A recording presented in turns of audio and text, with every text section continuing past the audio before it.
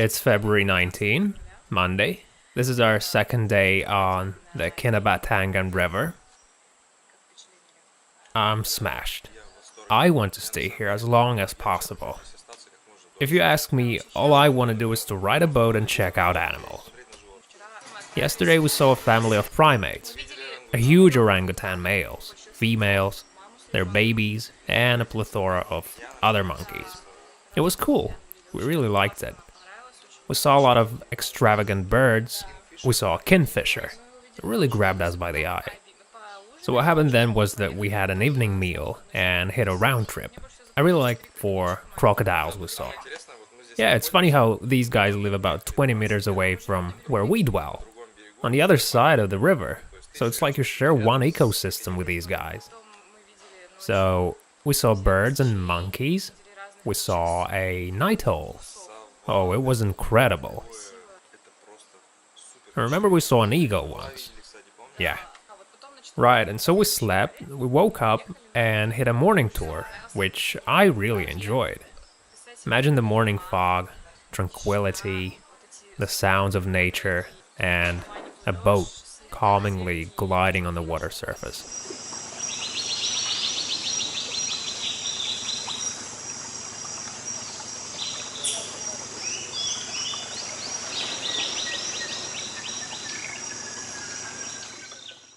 We noticed that monkeys tend to wake up early in order to be able to find things to eat before the heat. It's interesting to see them jump around, fight, to have sex, cross the river. Did you see that? We also saw a hornbill. It's very interesting, trying to find all those animals. I was very excited to see our guide at work. His attention and senses are beyond belief. It's like he can spot things that other people miss. Things like lizards on trees. So then we had a morning trip. Then we hit the jungle. Yeah, it's really hard to find animals in the jungle because most mammals tend to hide from heat. Plus, human presence always plays a part.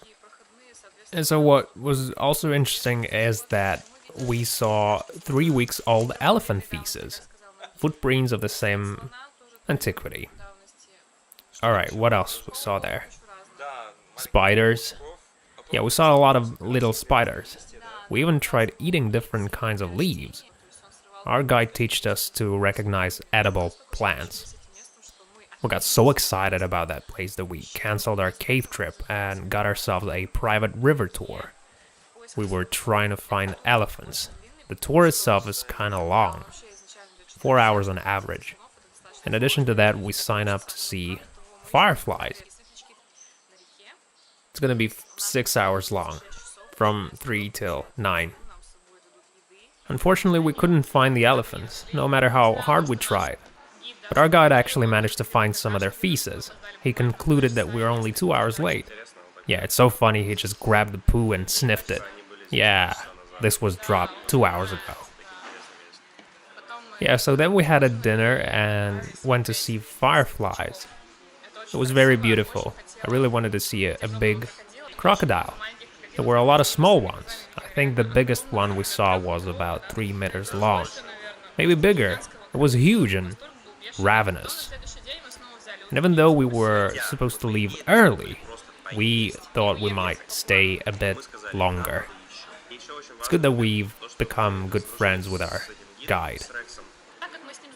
He asked us what we want to see. We said we want to see a hornbill, and he said, okay, I'll try to find one. And so in the morning he showed us quite a few of them, and there were loads. There were a lot of hornbills all over the place. They were like pigeons. Not like pigeons, but you know. So we saw many different animals. We saw a pretty snake. And that's it, we hit the town.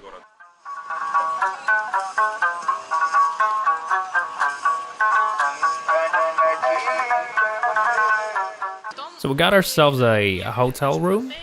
It was really a bang for the buck. We had a beautiful view. We didn't even want to leave, but then we decided to hit the Chinese temple, where we made a lot of photos. came back. The next day we went to the Sepilok orangutan rehab center. It is a place full of bridges. It's a forest, essentially, primarily intended for orangutans.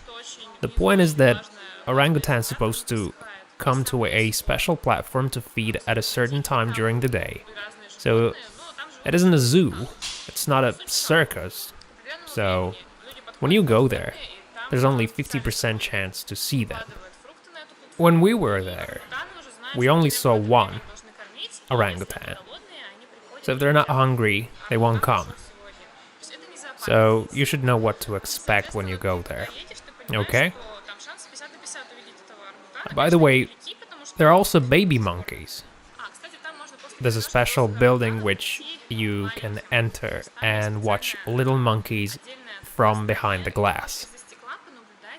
They're very cute and lovely when they play with one another, and it's a lot of fun watching them play. They act just like little children, and so afterwards we went to another center called Sun Bear. It's a neighboring rehab, and as the title suggests, it contains sun bears. We were really lucky to catch a murky weather, because that's when the bears are more active than usual. They had a lunchtime when we saw them.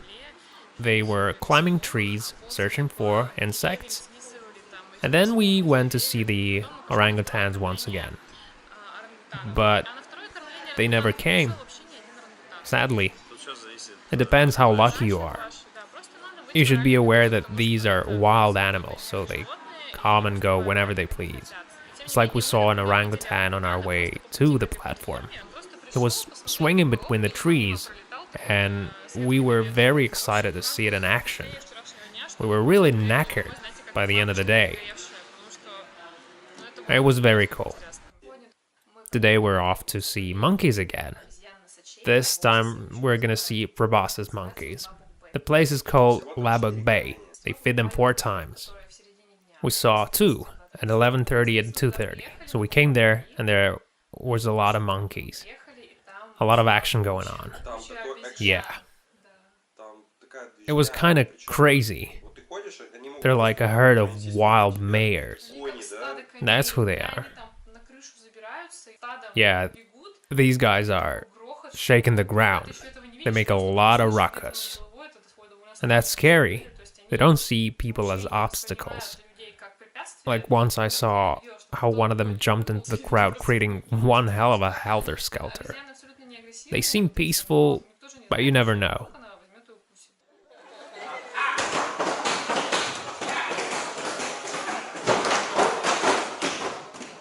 So how you feel? I'm in shock. I'm excited. I didn't expect them to come so close. This is awesome. They do whatever they want, so watch your back. This is crazy, alright?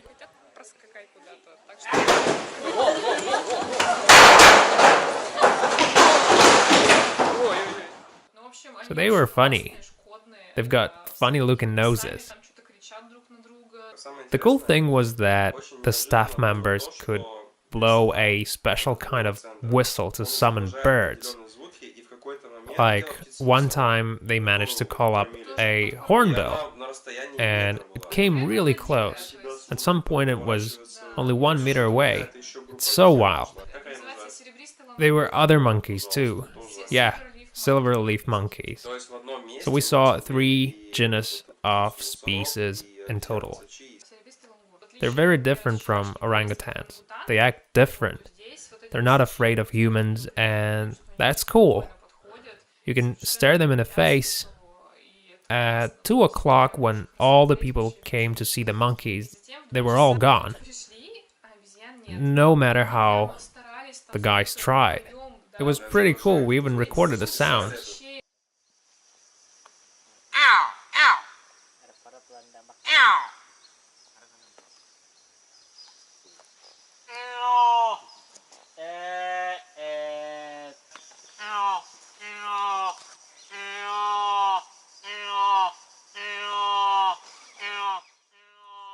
but they did came in the end. They created a scene. They were fighting and dancing, funny little things like that.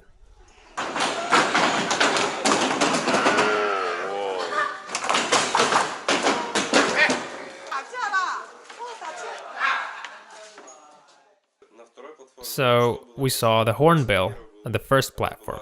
On the second one, we stumble upon an odd fish, the mudskipper. This fish can crawl out of water and it feels pretty swell on the ground. I wonder how it breathes. I never saw anything like that in my entire life. It's the kind of fish that swims, then casually walks out of water and moves on the muddy ground, minding its own business. I'm shocked. Okay, what have we got planned for tomorrow? We're off to Lahadadu. It's a 3-hour travel. I hope it's gonna be interesting. We hope it'll be memorable. I wonder what it's gonna be. We're leaving our hotel. We'll switch 4 stars for a hostel. Fine by you, baby? Oh geez. Don't worry, I'm sure we'll survive.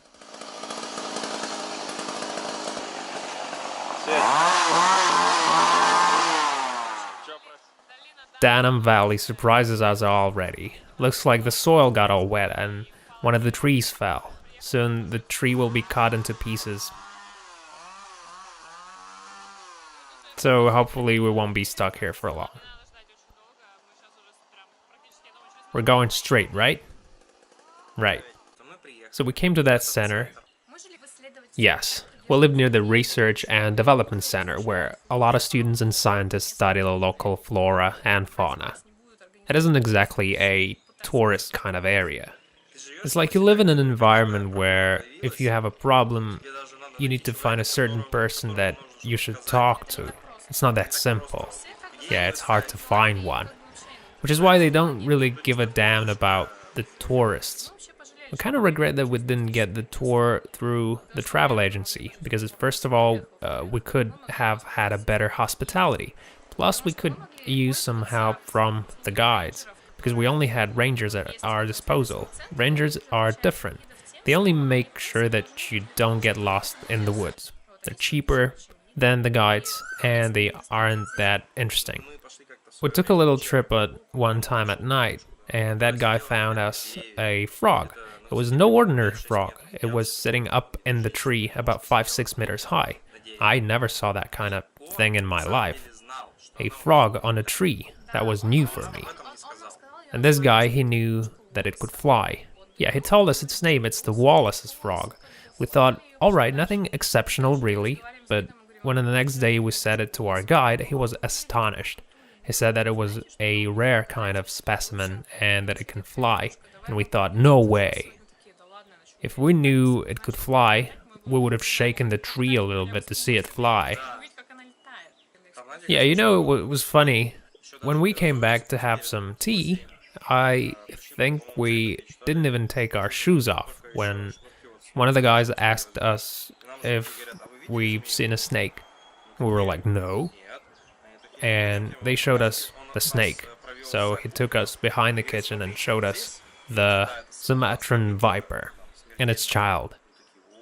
And we were like, wow. You sort of look at it without realizing that it's a genuine snake, but then you begin to recognize it. They're green and very hard to find them amidst vegetation. So we went to the jungle with a ranger once again, and it was incredible.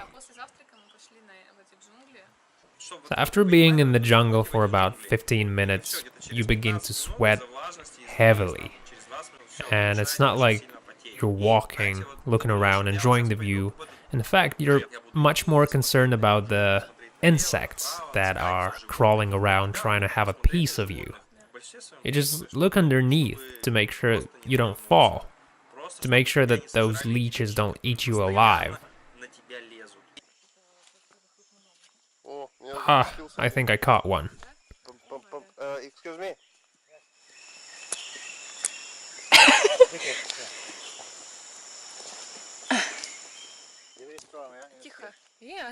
Let him grab it. Oh my god. And you know, those leeches aren't dangerous or anything. They don't kill you, but they sort of make you feel uneasy and uncomfortable because you're getting eaten. Yeah, first of all, you feel uneasy about them crawling around. And when you unstick them, they kind of take a piece of you. And you must be careful not to catch a disease, because jungle is a dangerous place. The route wasn't unbearable, so you don't need to be a professional hiker to walk your way through it. The difficulty lies underneath you. There isn't any obvious path. You always come across stumps and branches, leaves, dirt, complicated things like that. Because vegetation is very, very dense.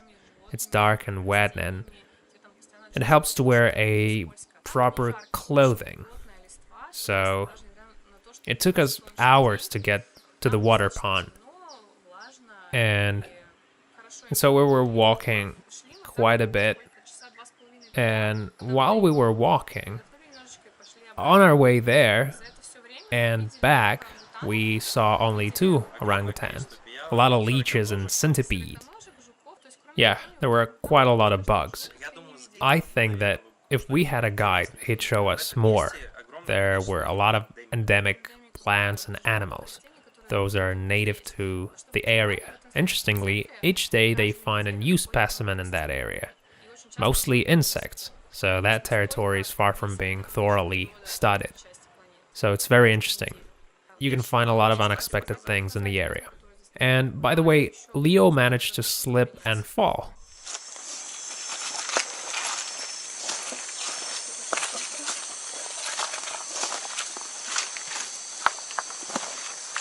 My planning tomorrow here. So you can decide, yeah? My planning tomorrow.